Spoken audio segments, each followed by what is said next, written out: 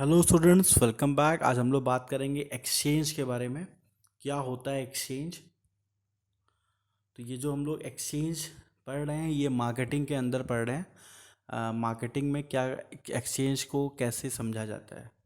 Exchange is therefore refers to as the essential essence of marketing। तो exchange जो है ये मार्केटिंग का एक बहुत ही इम्पोर्टेंट पॉइंट होता है। मार्केटिंग में एक्सचेंज का बहुत महत्व है। For any exchange to take place it is important that following condition are satisfied. अगर मार्केटिंग में कोई एक्सचेंज हो रहा है, ठीक है, गुड्स एंड सर्विसेज का एक्सचेंज हो रहा है, तो ये सब जो पॉइंट्स हैं वो सेटिस्फाई करेंगी तभी उसको एक्सचेंज माना जाएगा, नहीं तो उसको एक्सचेंज नहीं माना जाएगा। तो क्या क्या पॉइंट्स हैं पहले देखते हैं। Involvement of at least two parties which is the buyer and seller. तो एक्सचेंज तभी माना जाता है कि जब दो पार्टी होती हैं जहाँ पे एक बायर हो एक सेलर हो। नेक्स्ट आते हैं, each party should be capable of offering something of the value to other. For example the seller offer a product and the buyer money.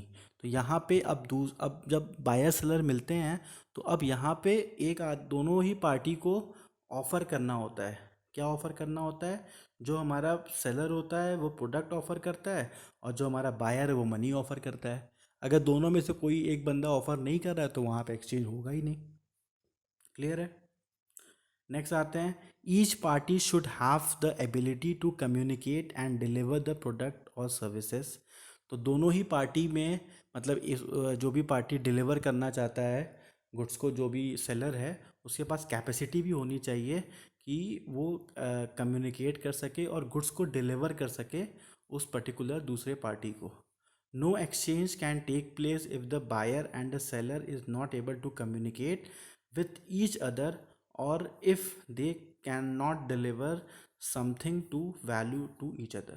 तो एक्सचेंज नहीं होगा अगर वो आपस में कम्युनिकेट नहीं कर रहे हैं या फिर वो कोई भी वैल्यू एक दूसरे को डिलीवर नहीं कर रहे हैं, ठीक है, तो उसको एक्सचेंज नहीं माना जाएगा।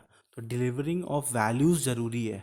आप कुछ गुड्स आप डिलीवर करो, उसके बदले में आपको पैसे मिलें, तो ये सब चीज़ें ज़रूरी हैं तभी उसको एक्सचेंज माना जाएगा।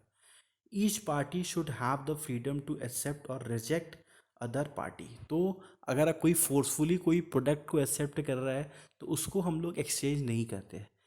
मार्केटिंग में एक्सचेंज का मतलब क्या हुआ कि आप फ्री हो उस गुड्स को एक्सेप्ट करने के लिए और रिजेक्ट करने के लिए। अगर ऐसा सिचुएशन है तभी उस सिचुएशन को हम एक्सचेंज कहेंगे, exchange of goods and services. The parties should be willing to enter into the transaction with each another, thus the acceptance or rejections of the offer take place on the voluntary basis rather than on the basis of any compulsion। तो अगर compulsion है तो वहाँ पे exchange नहीं होगा। यहाँ पे वॉलेंट्री बेसिस पे दोनों पार्टी साथ में आए और वो अपने इच्छा अनुसार गुड्स खरीदें और अपने इच्छा अनुसार पेमेंट करें। मतलब इच्छा अनुसार पेमेंट करने का ये मतलब नहीं कुछ भी पेमेंट करें, मतलब वो उस चीज़ को ख़रीदना चाहते हैं तभी वो पे करें, ठीक है, तभी उसको एक्सचेंज माना जाएगा। अगर वो ख़रीदना नहीं चाहते हैं तो वो एक्सचेंज का पार्ट नहीं होगा। तो ये सारा कुछ वॉलेंट्री होना चाहिए, कंपल्सन के थ्रू नहीं होना चाहिए। इसीलिए हमने एक्सचेंज के बारे में इतना डिस्कस किया, क्योंकि एक्सचेंज नॉर्मली तो आप समझते हो कुछ भी अदला बदली कर ली वो एक्सचेंज हो गया, लेकिन मार्केटिंग में एक्सचेंज का एक अलग डेफिनेशन है। तो ये सारे पॉइंट्स हमको समझाते हैं मार्केटिंग में एक्सचेंज क्या होता है। Thank you students.